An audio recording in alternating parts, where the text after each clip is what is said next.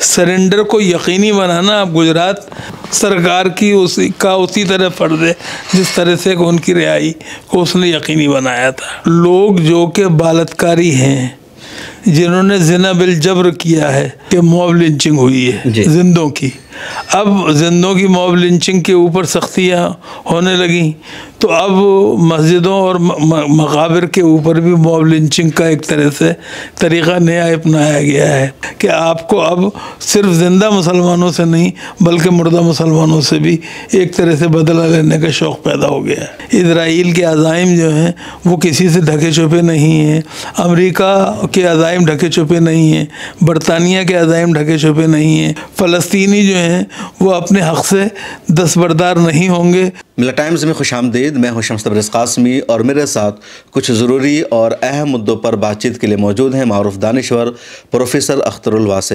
Professor Akhtarul वासी साहब, मिल्ला times में खुशामदीद। इन दिनों कई सारे ऐसे मुद्दे हैं जो बहुत ज़्यादा अहम हैं, लेकिन जो सबसे बड़ा मुद्दा है वो बिल्किस बानो का, कि जिस बिल्किस बानो के मुजरिमों को, गुनहगारों को गुजरात सरकार ने आज़ाद करा दिया, उनको जेल से बाहर निकाल दिया। सुप्रीम कोर्ट ने दोबारा उनको जेल जाने के लिए कहा है। आप इस फैसले को किस तरह देखते हैं? नहीं, मैं इसको एक तो हिंदुस्तान की अदलिया की अज़मत की अलामत मानता हूँ और मैं ये समझता हूँ कि उसने इस फैसले से अपने ऊपर एतबार और एतमाद को बहाल किया है। तीसरे, इस बात को मैं इस तरह लेता हूँ कि एक ख़ातून जिसके ख़ानदान के तकरीबन 14 लोग जुल्म व सितम का शिकार हुए, जिनकी बेहुरमती हुई इस्मत की, इज़्ज़त की, जान की, उन सब को उस औरत ने डिटर्मिनेशन के साथ, पूरे अज़्म और इस्तक़लाल के साथ उसका मुकाबला किया और 21 साल के बाद बहरहाल जबकि उनको तकरीबन 20 साल बाद रिहा कर दिया गया था, तो उस औरत ने हिम्मत नहीं हारी, बल्कि उसने और उसके घर वालों ने उसका साथ दिया, उसके ख़ानदान वालों ने साथ दिया और उसने बहरहाल उनको के ख़िलाफ़ एक दफ़ा फिर फ़ैसला कराया। मेरी राय में ये फ़ैसला जो है हुकूमत गुजरात की शर्मनाक शिकस्त है और मुझे इसमें ये कहना है कि वो लोग जो कि बताया गया है मीडिया के अंदर कि उनके घरों पे ताले पड़े हुए हैं और सब फरार हैं, नहीं, उनकी सरेंडर को यकीनी बनाना अब गुजरात सरकार की उसी तरह फ़र्ज़ है जिस तरह से उनकी रिहाई को उसने यकीनी बनाया था। और चूँकि ये शर्मनाक गुजरात सरकार के इसलिए भी है कि गुजरात सरकार ने वो जो अदालत ने कहा है कि वो मुजरिमों से मिली हुई थी। दूसरी बात जो उसने कही है वो ये कि जो इज़्ज़त और क्या मैं इकराम का मामला उन लोगों के साथ किया गया और जिस तरह उन्हें संस्कारी कहा गया, जिस तरह उन्हें एक आला ज़ात से जोड़ा गया, वो भी बहुत तकलीफ़देह और शर्मनाक है। अच्छा, कुछ लोग ये कह रहे हैं कि ये मामला जो था टेक्निकल सही नहीं था गुजरात सरकार के लिए, इसलिए सुप्रीम कोर्ट ने ऐसा किया। अगर मुंबई सरकार, चूँकि बम्बई हाई कोर्ट का फैसला था, तो अगर महाराष्ट्र सरकार उनकी सज़ा को ख़त्म कराना चाहती है तो फिर सुप्रीम कोर्ट के पास ऑप्शन नहीं होगा। नहीं, ऐसी बात नहीं है। देखिए, ये बात कही गई है कि वो लोग जो कि बालतकारी हैं, जिन्होंने ज़िना बिल जबर किया है और एक से ज़्यादा किया है, इज्तमाई जो यानी उसमें है, उनको रिहा नहीं किया जा सकता। दूसरे उन लोगों को भी रिहा नहीं किया जा सकता जो कि एक से ज़्यादा कत्ल के मुजरिम हैं। तो इसलिए इस तरह की बातें करना जो है वो बुनियादी तौर पे अपने को धोखा देना और तकलीफ दे पहुंचाना है, या फिर दूसरों की उम्मीद को ख़त्म करना यही वही मतलब है। मतलब वो नहीं करना चाहिए। हमें बहरहाल हिंदुस्तानी अदलिया पे यकीन रखना चाहिए और उस पर एतबार रखना चाहिए और एतमाद रखना चाहिए। सर, इन दिनों एक और जो बड़ा मसला है दिल्ली में, वो मस्जिदों का, दरगाहों का। पिछले 2-3 सालों में दिल्ली की 40-50 कब्रों को, मज़ारों को तोड़ा गया है और इस वक्त एक बड़ा मसला है सुहेरी बाग मस्जिद को तोड़ने का। NDMC ने सजेशन मांगा है, तो ऐसा क्यों सरकार कर रही है लगातार? नहीं, देखिए, ऐसा है, इस मुल्क में पिछले दिनों में एक नई चीज़ सामने आई है और वो ये कि मॉब लिंचिंग हुई है जिंदों की। अब जिंदों की मॉब लिंचिंग के ऊपर सख्तियाँ होने लगी, तो अब मस्जिदों और मकाबिर के ऊपर भी मॉब लिंचिंग का एक तरह से तरीक़ा नया अपनाया गया है। सवाल ये है कि सरकार जो है वो सुनहरी बाग मस्जिद रोड जो है, सुनहरी बाग रोड की मस्जिद, उसको सिर्फ इसलिए कह रही है कि सफ़र में परेशानी होती है।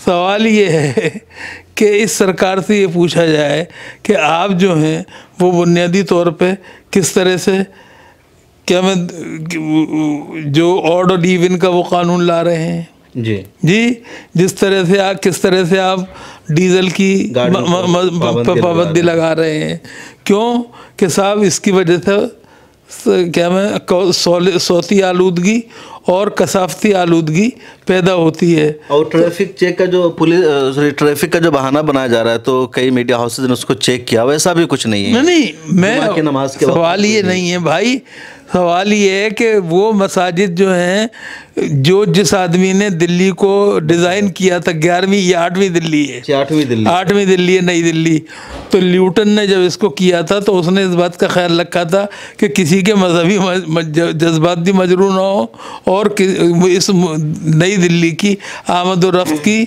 जो के मसाइल भी पैदा ना हो। तो उसने दोनों काम किए थे। अब ये किस तरह कर रहे हैं, वो भी 75 साल बाद कर रहे हैं, ये सबसे बड़ी बात है।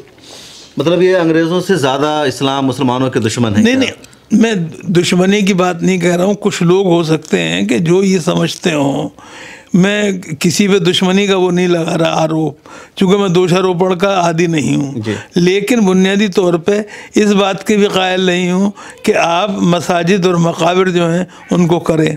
अब मकाबिर जो हैं फुटपाथ पे हैं जी, वो कौन से रास्ते रोक रहे हैं जी? चाहे जाकिर हुसैन मार्ग हो, चाहे क्या मैं कोई दूसरी सड़क हो। तो सर एक बहुत मशहूर मज़ार था मामू भांजा का, मैं वही बात कर रहा हूँ। मैं ईदगाह के सामने रानी झांसी रोड पे जो मामू भांजे का मज़ार था, जिसका अदालत में मुकदमा है, अदालत ने जिसे स्टे दे रखा है, आप उसके ख़िलाफ़ जाते हैं, उसे नोटिस देते हैं और नोटिस से पहले ही, नोटिस के वक्त पूरा होने से पहले ही उसको तोड़ मरोड़ देते हैं। ये कहाँ का इंसाफ है और कहाँ का वो है?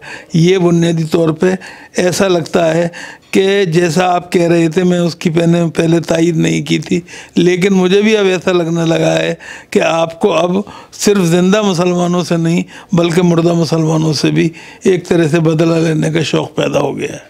बिल्कुल। अच्छा सर, इन दिनों एक बड़ा मसला चूँकि फ़लस्तीन और गज़ा पट्टी पर जो इसराइल का हमला बमबारी है, आज 101 दिन हो गए हैं, दुनिया भर में एहतजाज भी हुआ और साउथ अफ्रीका ने इंटरनेशनल कोर्ट ऑफ जस्टिस में मुकदमा दायर किया, सुनवाई भी हो गई, फ़ैसला आना है। आपको क्या लगता है ये जो फ़ैसला आएगा किस तरह का आएगा और क्या असर पड़ेगा? नहीं, फ़ैसला क्या आता है उससे कोई सूरत हाल नहीं बदलेगी। सवाल ये है कि वो काम जो कि कई मुल्कों को मिलकर करना चाहिए था, वो साउथ अफ्रीका ने किया है और बहरहाल एक नेक काम किया है। जो बुनियादी तौर पे इज़राइल का मामला है, इज़राइल के अज़ाइम जो हैं वो किसी से ढके छुपे नहीं हैं, अमेरिका के अज़ाइम ढके छुपे नहीं हैं, बरतानिया के अज़ाइम ढके छुपे नहीं हैं। अभी इज़राइल का मामला था, अब ले दे के क्या मैं उन्होंने यमन के ऊपर शुरू कर दिया है जी, और इज़राइल नहीं, अब अमेरिका और बरतानिया मिलकर कर रहे हैं। तो ये तमाम चीज़ें जो हैं और तमाम, अब आप कल कह रहे थे हमास ने हमला किया था इज़राइल पे, आज तो आपने हमला किया, कोई शुबा नहीं है, कोई शुबा नहीं है। तो बुनियादी तौर पे ये तमाम चीज़ें जो हैं, फ़ैसला क्या आएगा क्या नहीं आएगा, मैं अभी उसके बारे में कोई क्या मैं पेशगोई नहीं कर सकता हूँ और ना करनी चाहिए, क्योंकि लेकिन बहरहाल ये सही है कि फ़लस्तीनियों पे जुल्म हुआ है। और एक बात ये समझ लेनी चाहिए कि फ़लस्तीनी जो हैं उनका मसला आसानी से अब ख़त्म होने वाला नहीं है। और इस बात का ख्याल रखना चाहिए कि यहूदियों को, सहूनियों को, यहूदी नहीं कहना चाहिए, सहूनियों को कहना चाहिए, ज़ायनिस्ट को कहना चाहिए कि फ़लस्तीनी जो हैं वो अपने हक़ से दस्तबरदार नहीं होंगे। और कुरान करीम में अल्लाह जल्ल शानहू ने बहुत पहले बहुत वाज़ेह अंदाज़ से कह दिया है कि अऊज़ु बिल्लाहि मिनश शैतानिर रजीम बिस्मिल्लाहिर रहमानिर रहीम जा नस्रुल्लाहि वल फतहु व रअयतन नास यदखुलूना फ़ी दीनिल्लाहि अफ़वाजा फसब्बिह बिहम्दि रब्बिका वस्तग़फिर इन्नहु कान तव्वाबा।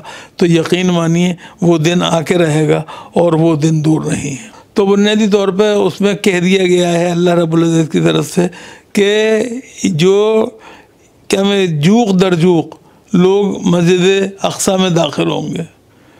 जो काबे में के लिए कहा गया था वो यहाँ पर भी होगा। बहरहाल ये याद रखना चाहिए कि हज़रत दाऊद ने जो जंग जीती थी वो पत्थरों के ज़रिए जीती थी, इसलिए ये बहुत गलतफहमी में नहीं रहना चाहिए। और बहरहाल फ़लस्तीनी जो हैं उन्हीं यहूदियों की औलाद, ज़ायनिस्ट की औलाद नहीं हैं जो कि जुल्म करते हैं, जबर करते हैं, बल्कि वो हैं जो कि बुनियादी तौर पे इंसाफ के लिए लड़ाई लड़ते हैं।